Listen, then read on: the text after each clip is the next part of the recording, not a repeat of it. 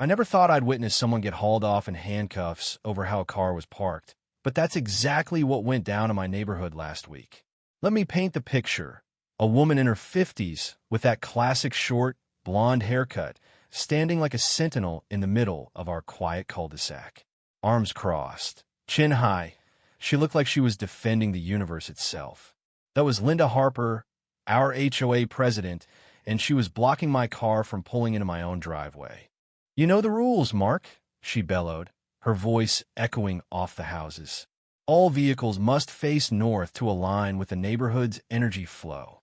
I sat there, engine humming, staring at her through my windshield, wondering if I'd accidentally driven into a sci-fi movie. She ranted on about cosmic harmony and negative energy fields, refusing to budge. Neighbors started peeking out from behind curtains, some bold enough to step onto their porches to watch the showdown. I tried to stay calm, explaining there was no such rule in the HOA bylaws, but Linda's face turned a shade of red that screamed trouble. She planted herself even firmer in front of my driveway, daring me to move. That's when I dialed 911. Little did Linda know, her crusade for north-facing cars would end with her in the back of a police cruiser, still preaching about the spiritual havoc I was wreaking. I'd only moved into Maple Grove 3 months earlier, drawn by the neat lawns, clean streets, and promise of peace. The realtor mentioned an active HOA, which I figured was no big deal. I keep my place tidy. What she didn't mention was that the HOA was basically Linda Harper's personal empire, where she ruled with the zeal of a dictator obsessed with mystical energy. My first week, I found a handwritten note under my windshield wiper. "Welcome to Maple Grove. Please park your vehicle facing north to maintain positive energy flow. Thank you, Linda Harper, HOA president." It had a smiley face that felt more like a warning than a greeting. I thought it was a prank, crumpled it up, and tossed it in the recycling. 2 days later, another note appeared, this time on official-looking HOA letterhead, repeating the same bizarre demand. I dug through the 50-page HOA handbook, nothing about vehicle orientation or energy grids. I called my neighbor, Tom, to see if this was some weird initiation. "Oh, that's just Linda," he sighed. "She's been president for 6 years, and she gets crazier every year. This north-facing thing is her latest fixation. Something about feng shui and magnetic north for spiritual harmony." I laughed it off and parked however I wanted, north, south, or slightly crooked if I was rushed. Every time I broke her rule, a new notice showed up, each one more intense. Within a month, Linda's campaign against my parking habits went wild. She sent daily emails to the HOA board with time-stamped photos of my car, slapped fake violation notices on my windshield that looked like city tickets, and one morning, I found a laminated chart taped to my mailbox. It showed a negative energy vortex my car was supposedly creating. At the monthly HOA meeting, she refused to shake my hand, loudly declaring I was spiritually poisoning the neighborhood. Other board members looked mortified but stayed silent. Tom later told me most folks just tried to avoid her wrath. She had a knack for making life hell for anyone who crossed her. Linda started daily inspections of my driveway, sometimes standing on the sidewalk for hours, waiting to catch me parking wrong. She moved my trash cans to block my driveway, claiming they needed energy realignment. She even sent a neighborhood newsletter with a badly edited photo of my house labeled as the epicenter of our energy crisis. I tried talking to her. I tried ignoring her. I even parked north for a week to see if she'd back off. No dice. If anything, my brief compliance made her think she was winning, and when I went back to normal, her fury hit new heights.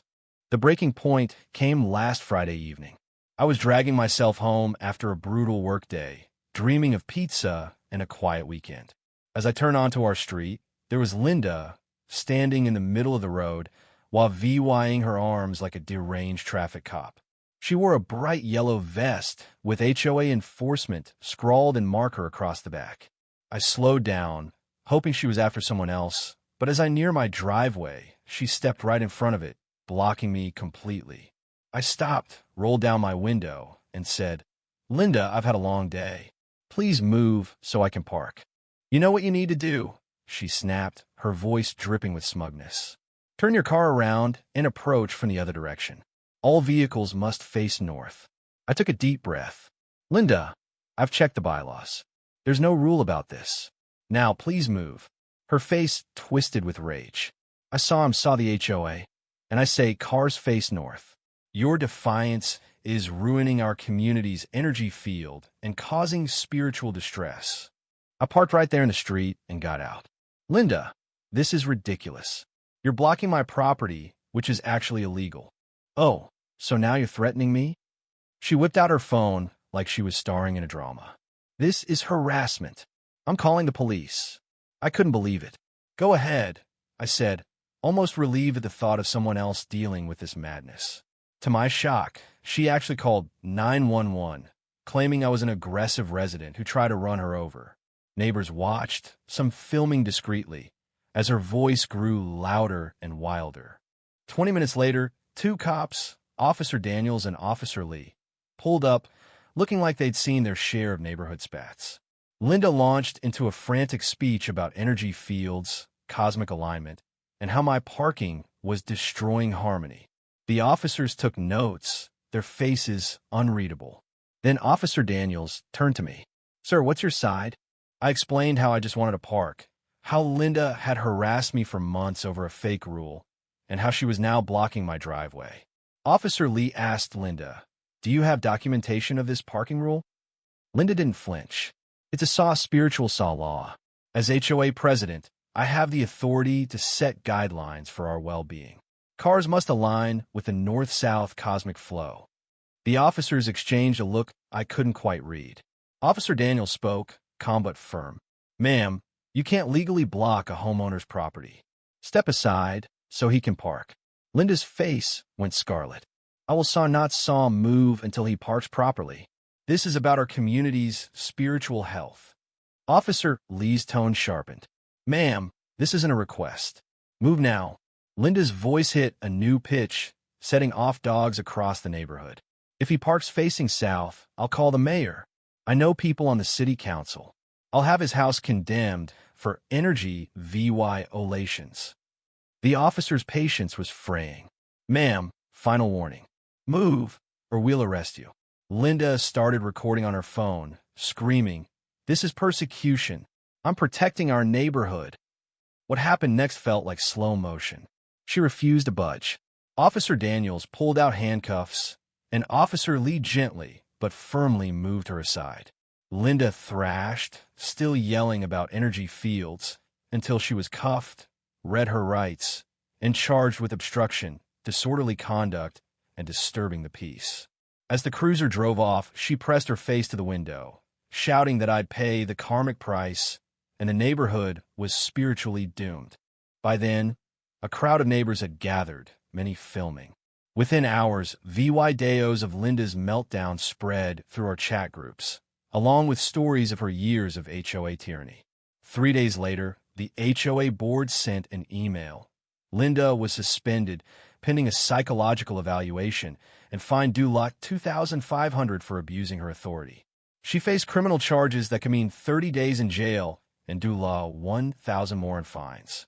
The email apologized for her unofficial rules causing distress. The next morning, I saw Linda grabbing her mail. When she spotted me, her face twisted with fury and shame. This isn't over, she hissed, clutching her letters so hard they crumpled. The energy always wins. Then she stormed inside, slamming her door so hard her wreath crashed to the ground. The whole thing left me stunned. How does someone get so obsessed with something so absurd? But it also made me wonder about power, rules, and how far people will go to enforce their version of right. What do you think? Did Linda genuinely believe in this energy nonsense? Or was it just a power trip? Should I have handled it differently? Maybe confronted her sooner? And what about the HOA issued? They face more consequences for letting her run wild for years. Drop your thoughts below, hit that like button if you're as shocked as I am, and subscribe for more crazy stories like this one.